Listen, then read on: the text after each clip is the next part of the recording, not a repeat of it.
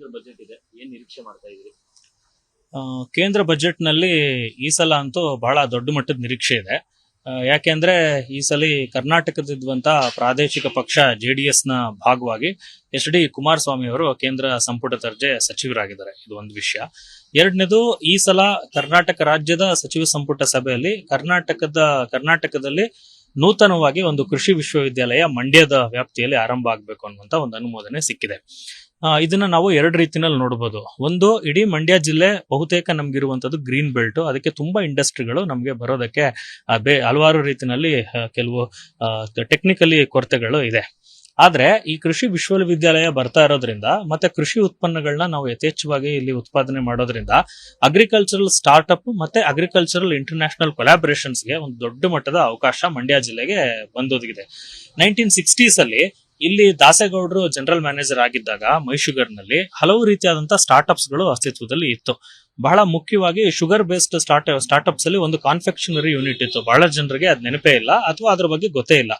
ಅವಾಗ ಇಲ್ಲಿ ಚಾಕ್ಲೇಟ್ಗಳನ್ನ ತಯಾರು ಮಾಡಿ ನಾವು ಇಡೀ ಇಂಡಿಯಾ ಪೂರ್ತಿ ನಿಮಗೆ ಇಲ್ಲಿಂದ ನಾವು ರಫ್ತು ಮಾಡ್ತಾ ಇದ್ವಿ. ಆ ತರದ ಹಲವು ಅವಕಾಶಗಳನ್ನ ಕಳೆದ 45 ವರ್ಷದಲ್ಲಿ ನಮಗೆ ಸಾಧ್ಯ ಆಗಿಲ್ಲ. ಈಗ ಮೈಶುಗರ್ ಕಾರ್ಖಾನೆ ಕೂಡ ಚಾಲೂ ಆಗಿದೆ.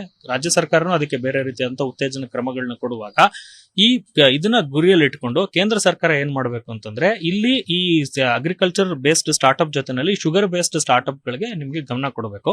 ಅವಾಗ ಏನಾಗುತ್ತೆ, ಬಿಸ್ನೆಸ್ ಎಕ್ಸ್ಪಾನ್ಷನ್ ಆಗುತ್ತೆ. ಮತ್ತೆ ಇಡೀ ಮಂಡ್ಯ ಜಿಲ್ಲೆಯಲ್ಲಿರುವಂತ ಎಲ್ಲ ಯುವಕರು ಮೈಸೂರು ಬೆಂಗಳೂರಿಗೆ ತುಂಬಾ ಕಡಿಮೆ ಹಣಕ್ಕೆ ಇವತ್ತು ಉದ್ಯೋಗಕ್ಕೆ ವಲಸೆ ಹೋಗ್ತಾ ಇದ್ದಾರೆ. ಅದರಿಂದ ಹಲವು ರೀತಿಯಾದಂತಹ ನಿಮಗೆ ಅನಾಹುತಗಳಾಗ್ತಾ ಇದೆ. ಹಳ್ಳಿಗಳು ವೃದ್ಧಾಶ್ರಮಗಳಾಗ್ತಿದ್ದಾವೆ. ಮತ್ತು ಹಳ್ಳಿಲಿ ಇಲ್ಲಿರುವಂತ ಯುವಕರಿಗೆ ಏನ್ ಮಾಡ್ತಾರೆ, ಅಲ್ಲಿಗೆ ಓದಂತವ್ರನ್ನ ಬಿಟ್ರೆ ಮಿಕ್ಕಿದ ಯುವಕರು ಇಲ್ಲಿರುವಂತ ಸಣ್ಣ ಪುಟ್ಟ ಹೋಟೆಲ್ಗಳನ್ನ ಇಟ್ಕೊಂಡು 500,000 ರೂಪಾಯಿ ಸಂಪಾದನೆ ಮಾಡ್ತಿದ್ದಾರೆ. ಇದೆಲ್ಲ ತಪ್ಪಿಸೋದಕ್ಕೆ ಇಲ್ಲಿ ಬೇರೆ ಬೇರೆ ರೀತಿಯಾದಂತಹ ಅವಕಾಶಗಳನ್ನ ಮಾಡಿಕೊಡ್ಬೇಕು. ಮತ್ತೆ ಕರ್ನಾಟಕ ದೃಷ್ಟಿಯಿಂದ ಹೇಳ್ಬೇಕು ಅಂತಂದ್ರೆ, ಪ್ರತಿ ಜಿಲ್ಲೆಯಲ್ಲಿ ಕುಮಾರಸ್ವಾಮಿ ಅವರಿಗೆ ಒಂದು ದೊಡ್ಡ ಮಟ್ಟದ ಅವಕಾಶ ಯಾರಿಗೂ ಸಿಗದೇ ಇರುವಂತ ಒಂದಿದೆ. ಅವ್ರನ್ನ ನೆನಪಿಸ್ಕೊಳ್ಳುವಂಥದ್ದು. ಸುಮಾರು ಜನ ಬಂದು ಮಿನಿಸ್ಟರ್ಗಳು ಬಂದು ಹೋಗಿದ್ದಾರೆ, ಯಾರು ನೆನಪಿಸ್ಕೊಳ್ಳಲ್ಲ. ಆದ್ರೆ ಅವ್ರ ಕೆಲಸಗಳು ಉಳಿದ್ರೆ ಮಾತ್ರ ನೆನಪಿಸ್ಕೊಳ್ಳೋದು.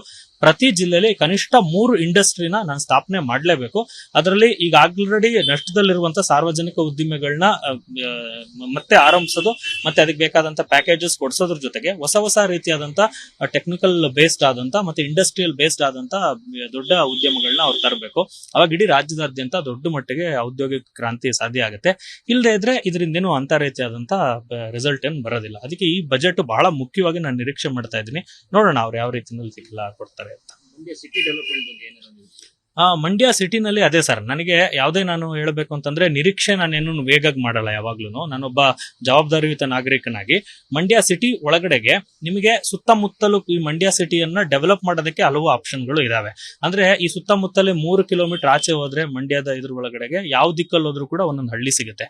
ಅವೆಲ್ಲವೂ ಕೂಡ ಆಕ್ಚುಲಿ ಒಂದು ನಗರಸಭೆ ವ್ಯಾಪ್ತಿನ ಒಳಪಡಿಸಬೇಕು, ಹಿಗ್ಗಿಸಬೇಕು.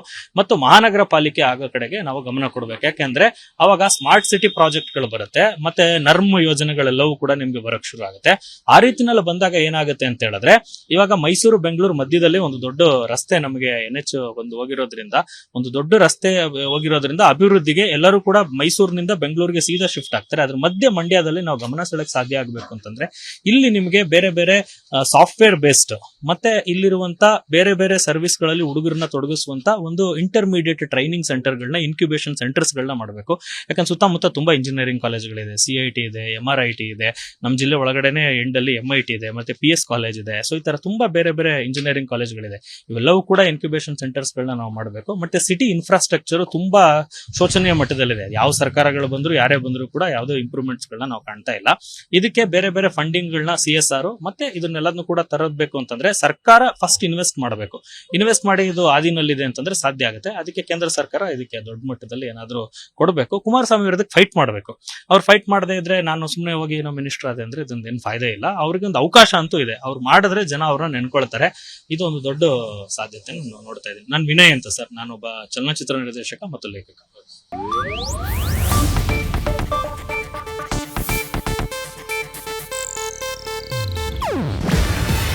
ಇದು ಏಷ್ಯಾನೆಟ್ ನ್ಯೂಸ್ ನೆಟ್ವರ್ಕ್ ಪ್ರಸ್ತುತಿ.